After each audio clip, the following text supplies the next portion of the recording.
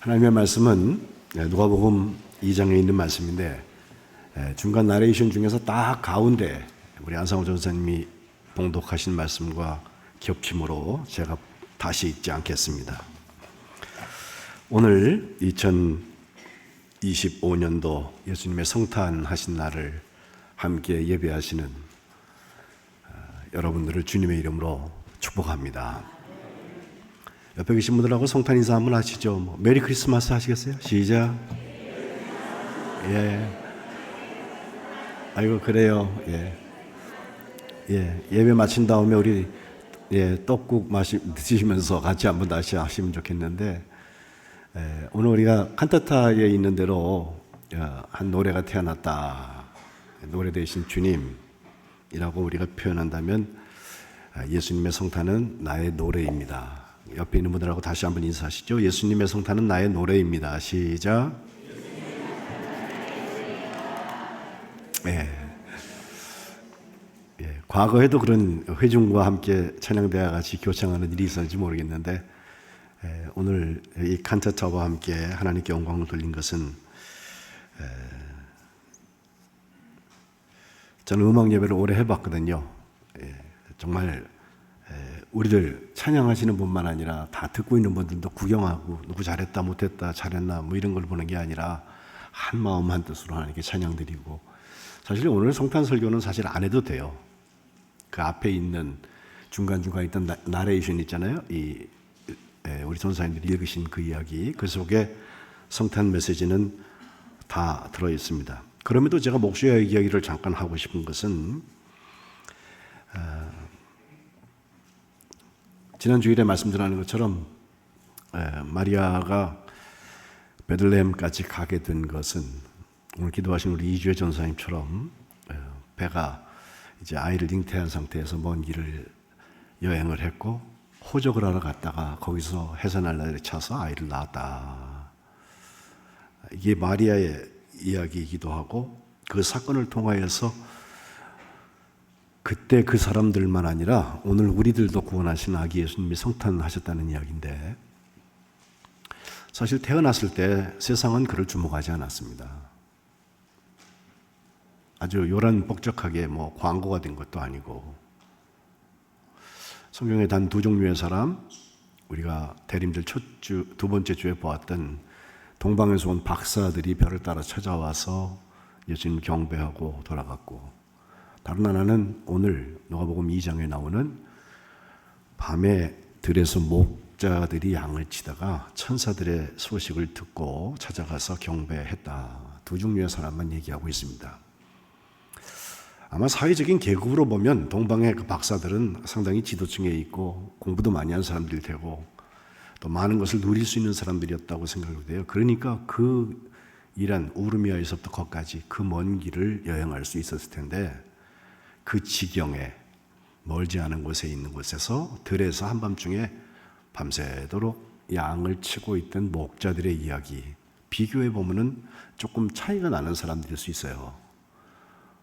또 이 동방 박사들과 목자들은 다른 성탄의 주인공이었던 세례 요한이나 또 예수님의 부모인 요셉과 마리아 이렇게 이름이 기록되어 있지 않고 그냥 복수로, 한 사람은 아닙니다. 여러 사람으로 성경에 기록되어 있습니다. 특별히 예수님이 분명히 평화의 왕으로 세상을 다스리시고 세상을 구원하시는 분으로 오시는 것은 분명한데, 놀랍게도 동방박사들 같이 지도층에 있는 사람으로 세상에 오지 아니하시고 혈통은 다윗의 또 이세 뿌리에서라고 되어져 있지만, 실제로 지난 주일에 말씀드린 것처럼 그 마리아의 생이 그렇게 평탄하고 온전하고 그렇게 되어 있지 않습니다.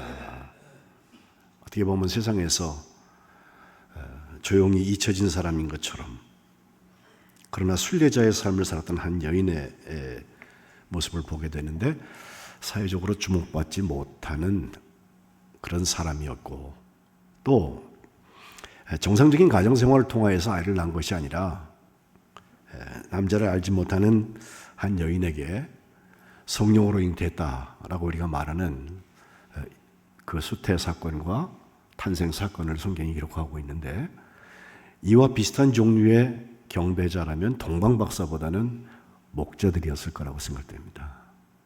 사회적으로 주목받지 못한 사람들. 특별한 날도 아니었고 그저 성실하게 하던 대로 자기의 맡은 일을 하고 있던 이름 없는 사람들에게 오늘 누가복음 2장 9절에 보면 주의 사자 천사들이 찾아와요. 그 곁에 갑자기 서게 돼요. 그리고 천사들이 왔으니 정말 주의 영광이 그들을 두루 비추었을 때 이 양치던 목자들이 깜짝 놀라서 크게 무서워했다. 이렇게 시작됩니다. 그런데 천사들이 와서 괜히 놀려고 온 게 아니라 그들에게 주려는 메시지가 있었는데 소식이 뭐라고 말을 합니까? 두려워하지 말아라. 10절. 내가 온 백성에게 미칠 큰 기쁨의 좋은 소식을 너희에게 전한다. 수식어를 빼면 소식, 그것도 좋은 소식. 그 소식은 온 백성에게 미칠, 그들에게까지 갈 큰 기쁨의 좋은 소식이다 라고 말씀해요. 그러면서 그 내용을 11절에 오늘 다윗의 동네 베들레헴에 너희를 위하여서 구주가 나셨다. 곧 그리스도 주시다 라고 얘기해요. 저것은 굉장히 설명해야 될 얘기가 많은 이야기이기도 하지만 아주 간단합니다. 우리를 구원하기 위해서 한 아기가 태어났다는 얘기예요. 하나님께서 그를 기름 부으시고 오늘 탄생하게 하셨다. 그 얘기입니다. 바로 그때 13절에 보면 갑자기 수많은 천군, 하늘의 군대입니다. 그리고 또 그 천사들과 함께 나타나가지고서 하나님을 찬송을 하는데 14절 다 알지만 한번 다시 해볼까요? 지극히 시작. 지극히 높은 곳에서는 하나님께 영광이요 땅에서는 하나님이 기뻐하신 사람들 중에 평화로다 하니라. 아멘. 영광과 평화, 영광과 평화. 이건 성탄의 주제입니다. 그 주제곡을 그렇게 노래를 하게 되는데 정말 높은 곳에서 세상 사람들이 높게 올라간 그곳에서는 오히려 하나님께 영광을 돌려드리는 게 맞고 이 땅에서는 우리 교회의 이름인 만안의 안자 있잖아요. 평화, 평강, 평안. 하나님이 주시는 평강을 함께 누리는 것. 이것이 성탄의 이야기예요. 목자들은 어떻게 반응했습니까? 5단계로 말할 수 있는데 천사들이 다 떠나서 하늘로 올라간 다음에 첫 번째는 서로 말하기 시작합니다. 그들의 이야기 속에는 가서 보자라고 되어 있습니다. 어마어마한 그 한밤중에 양치던 들판에서의 교향곡 혹은 그 영광과 평화의 이중주를 본 다음에 그들이 했던 것은 서로 한 이야기 속에 잘 나타나요. 가서 보자. 목자들의 성탄을 통하여서 보는 것 하나는 성탄은 사랑은 서로 말하는 가운데 이루어지는데 그 대화는 누굴 비난하고 깎아내리고 부정적인 소리 하는 게 아니라 의논을 해가지고서 끝장 토론을 하고 필리버스터를 하는 것이 아니라 가서 보자. 너희를 위하여서 구주 곧 그리스도가 나셨다는 소리를 들었으면 가서 보자라고 말하는 것입니다. 그 말을 따라서 두 번째로 그들은 즉시 반응했습니다. 빨리 갔습니다. 사랑은 곧바로 행동합니다. 뒤로 미룰 새가 없습니다. 다른 것이 중요하지 않다는 것이 아닙니다. 이것이 최우선 사건이기 때문에 그렇습니다. 먼저 할 일은 먼저 하는 것입니다. 또 사랑은 민첩합니다.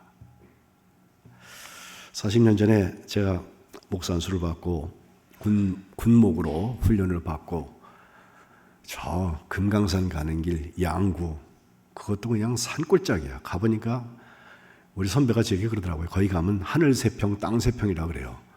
땅의 넓이하고 하늘 넓이가 같대. 사방이 다 산이고요. 그 바로 조금 더 들어가면은 우리 부대가 하던 일 중에 하나가 그때 평화의 띠 짓는다 그래갖고 평화의 띠의 동쪽이거든요. 그래서 그 댐에 거기에 지뢰가 묻혀 있다고 그래갖고 맨날 지뢰 작업하려고 할 때 목사님한테 와가지고 안전 기도해달라고 그러고 맨날 기도하고 그거 들어가고 그랬어요. 다행히도 제가 있는 동안에 사고가 한 건도 안 났습니다만은 그런 곳에 가서 부임을 하는데 지금은 길이 좀 잘 나서 서울에서 뭐 한 4시간쯤 하면 갈 수 있는 거리인데 그 당시에는 비포장에다가요. 한 번 가려면 야 이거 무슨 귀향지 가는 것 같은 느낌이 들고 또 거기서도 병사들이 저 산으로도 올라가서 겨울이면 제일 추운 곳 중에 하나예요. 대성산하고 펀치볼 사이에. 근데 거기에 제가 부임해가지고 처음 GOP 그 민통선 안에 그 이제 북한하고 대치되어서 그들을 이렇게 경계 관측하고 철책선이 있는 그곳에 위문하러 올라가는 첫날 교통사고가 나가지고 제 얼굴 여러분 멀쩡해 보이시지만 그때 백반을 꼬맸어요. 막 귀도 덜렁덜렁하고 쌍꺼풀 사이에 유리가 박혀 있고 다행히도 저희 옆에 사단에 그 성형 전문의가 있었기 때문에 이렇게 잘 꼬매줘서 큰 무리가 없어서 그냥 사는데 그때 사실은 깨진 조각에 얼굴이 다쳤다는 것보다 중요한 것이 그때 나무 도구가 없었으면 저는 여러분 못 봐요. 벌써 가도. 근데 그 해에 제가 그 사고를 당하고 아무한테도 알리지도 못하고 특별히 부모님한테 알리긴 해야 되는데 어떻게 해야 되나 그러고 이제 얼굴을 막 검은 줄로 잔뜩 꼬매놨더라고요. 그리고서 기도하고 있는데 어떻게 소식을 알려들고 제일 먼저 찾아온 분이 돌아가신 제 아버지예요. 여러분도 그 그런 소식 들으면 가겠어요? 안 가겠어요? 가지. 내가 가서 할 수 있는 일이 없더라도 가봐야 되잖아. 빨리 가서 이게 사랑이에요. 궁금해서만 아니에요. 사랑하니까 가는 거예요. 그러니까 여기 내가 하고 있던 모든 중요한 일들 뒤로 내려놓고 어쩌면 더 중요해 보이는 본분일 수도 있는데 그것을 희생하기도 하는데 그리고 간 것은 그 아기, 목표물을 찾아서 보기 위해서 가는 거예요. 오늘 본문 16절 이후 17절에 가보면 16절에 보면 마리아, 요셉 그리고 구유에 누워 있는 아기를 찾아서 보는 거예요. 예수님 없는 성탄이라는 말이 있어요. 사실 예수마스라고 우리가 말하는 게 더 옳을 수도 있어요. 우리가 크리스마스라고 말하잖아요. 그리스도의 예배 혹은 그리스도의 태어난 날을 축하하는 날이다 이렇게 의미를 풀 수 있는데 그 크라이스트라는 그리스도를 그 헬란말로 쓸 때 키로라는 말을 써서 X처럼 보여지는 걸 쓰거든요. 처음 글자 CH라는 거. 그걸 가지고선 사람들이 엑스마스. 예전에 성탄절 카드 쓸 때도 그렇게 많이 썼어 우리가. 메리 엑스마스. 이 그리스도의 약자임에도 불구하고 엑스마스라는 건요. X라는 게 사실 불특정 다수일 수도 있어요. 특별히 수학할 때 보면 여러분 함수를 공부해 보면 fx라고 그래서 x가 뭐게 그걸 찾아봐라. x와 y의 관계를 늘 얘기하지 않습니까? 2차 방정식만 봐도. 그런 x가 되기 쉬운 것은 구유에 누워있는 아기 예수님을 만나려고 안 해서 그래요. 그분이 내게 누구인지가 아무 관계가 없는데 괜히 성탄절이라고 흥분해가지고 선물 나눠주고 어젯밤에도 그 추운데 저 명동에 가니까 사람이 바글바글 바르더라고 그 뉴스에 나오더라고요. 그분들 중에 정말 예수님의 성탄에 예수님을 만나려고 간 사람이 몇 명이나 될까? 그 예수님은 강보에 쌓여서 구유에 누워 있었습니다. 말구유 혹은 소구유, 짐승의 밥통 위에 강보에 쌓여서 놓이신 예수님. 오늘 예배하시는 여러분들의 삶의 자리가 그 아기 예수님, 나를 구원하기 위해서 오신 예수님을 맞아들이는 구유가 되시기를 주님의 이름으로 축복합니다. 그리고 보고 끝나는 것이 아니라 마지막으로 천사의 말 그것을 전하는 거예요. 이 공유하고 나누는 거 이게 간증이에요 사실은. 여러분 간증할 때 괜히 내 자랑되는 거 아니야? 이런 생각하는데 세상적인 성공을 간증할 때는 그럴 수 있어요. 그러나 예수님을 만난 얘기할 때는요. 어쩌면 나는 질그릇보다 더 연약하게 깨져요. 창피해요 어떤 땐. 다시 그 얘기 하고 싶지 않을 만큼 나의 치부가 드러나요. 그럼에도 간증해요. 왜? 그때 그 상처가 끝이 아니에요. 그 상처를 치료하실 뿐만 아니라 죄로 인해서 우리가 죽을 수밖에 없는 유한한 삶을 살고 있는 사람들을 다 구원하기 위해서 멸망치 않고 영원한 생명을 얻게 하려 하시려고 예수님이 오셨기 때문에 그래요. 주님께서 나를 구원하신 이야기, 그 간증을 하다 보면 그 사랑이 이상하게도 울림이 있어요. 공감이 돼요. 왜? 나도 그랬거든. 내 죄도 용서 안 받았던 경험이 있거든요. 아니면 해결이 다 되지 않았지만 아직도 나는 그 죄와 씨름하고 있거든요. 그러니 공감이 일어나는 거예요. 없던 일을 만들어서 만들려면 굉장히 힘들어요. 치밀하게 조직되어야 되고 머리를 많이 써야 돼. 하지만 천사가 내게 해준 이야기, 그 앞에서 나는 철저한 피동태였는데 예수님이 내게 하신 일들을 얘기하는 데에는 큰 문제가 없어요. 얘기를 듣고 있는 마리아와 요셉도 이미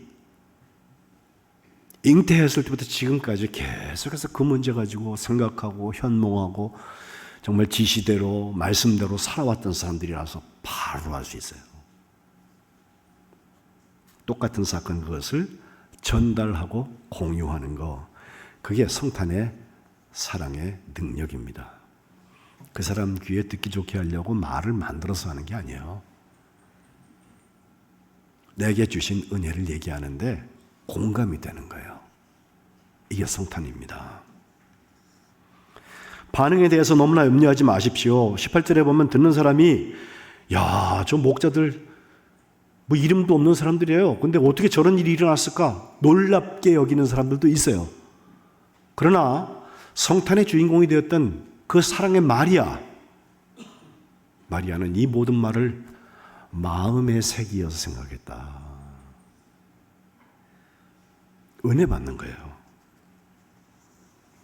그래서 결국 20절에 목자들은 내가 그 목자 양을 치던 자리에서 들었던 그 모든 일들부터 시작해서 가보니까 표적으로 되어져 있는 구유 위에 놓여있는 강보에 쌓인 아기, 그리고 그걸 찬양했을 때 그들에게 공감의 역사가 일어난 것으로 인해서 하나님께 영광을 돌리고 찬송하면서 다시 삶의 자리로 돌아가는 거예요.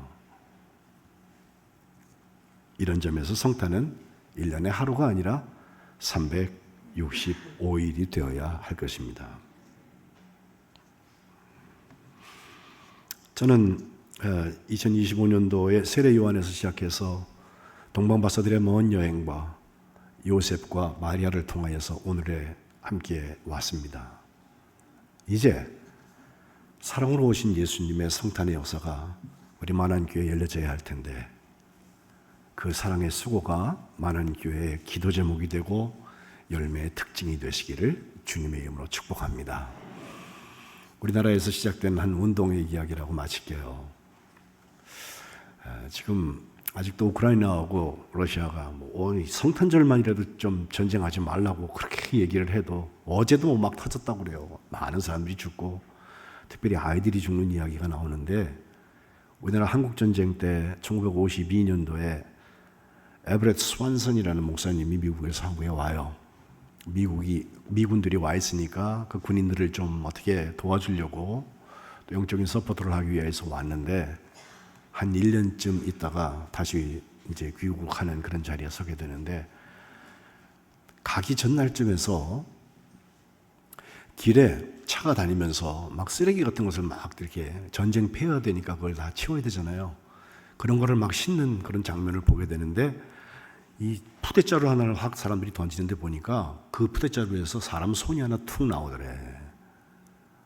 그래서 뛰어가 보니까 거기 아이예요, 아이의 손이 툭 나온 걸 보고서 잠깐 이건 쓰레기가 아니라 사람이야 하면서 잠깐 살았을지 모르니까 열어볼게 하고 열었는데 아깝게도 그는 죽었어요. 그리고 보았더니 거기 이렇게 쌓여있는 쓰레기 더미 속에 다른 아이들의 시신들이 거기 있더라는 거예요.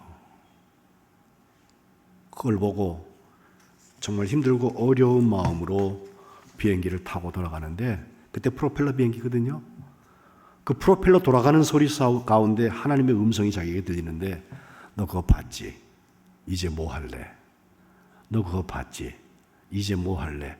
계속 그 말씀이 들리래요.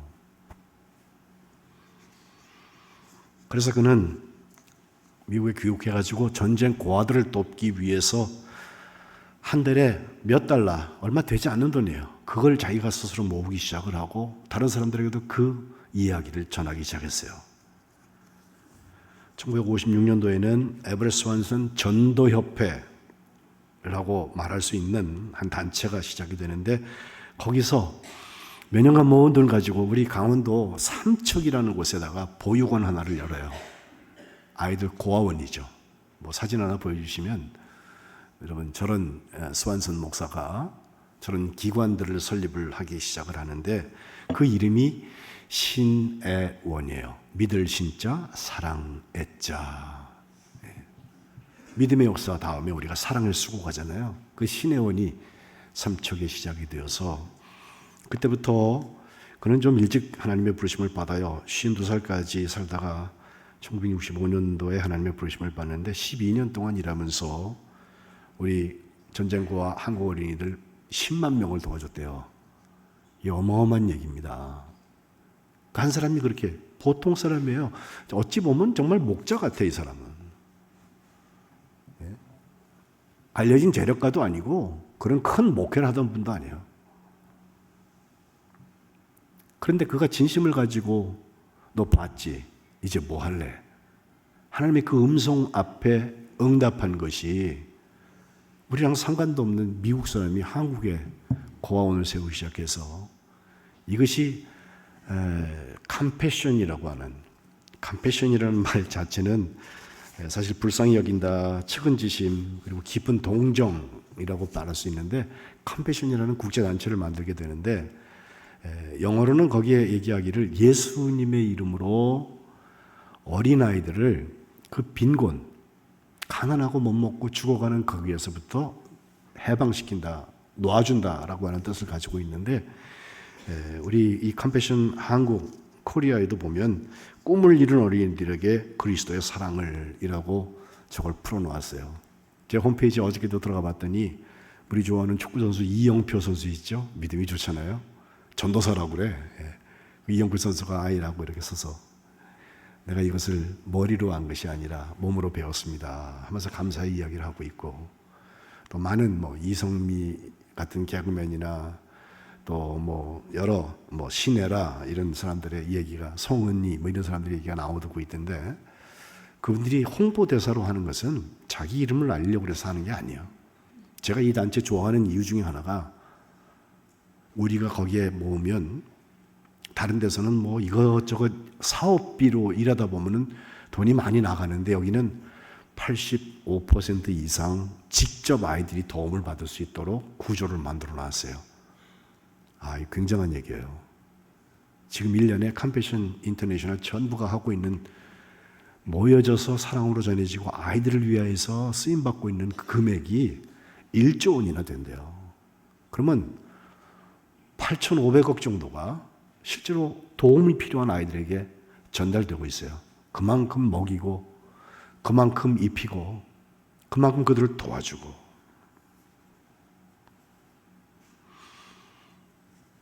에버ett 스완슨 목사님은 돌아가시던 해 병실에서 이런 말을 남겼어요.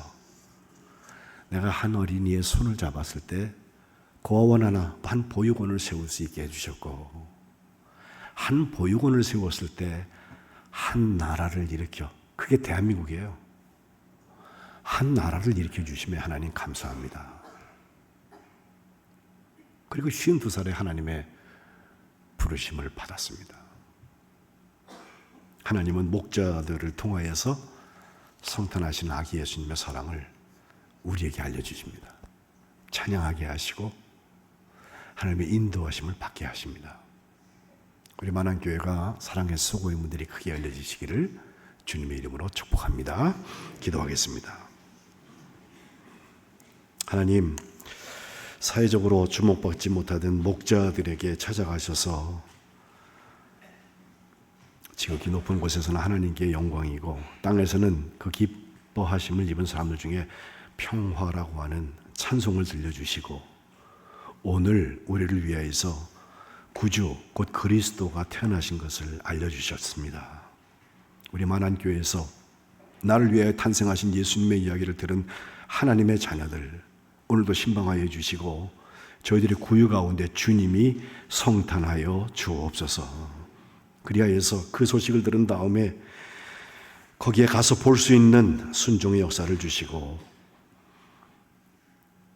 천사가 내게 말했던 것을 함께 공유하는 아름다운 은혜의 울림을 허락하여 주옵소서. 하나님께 영광을 돌리고 찬송하며 돌아간 그 자리에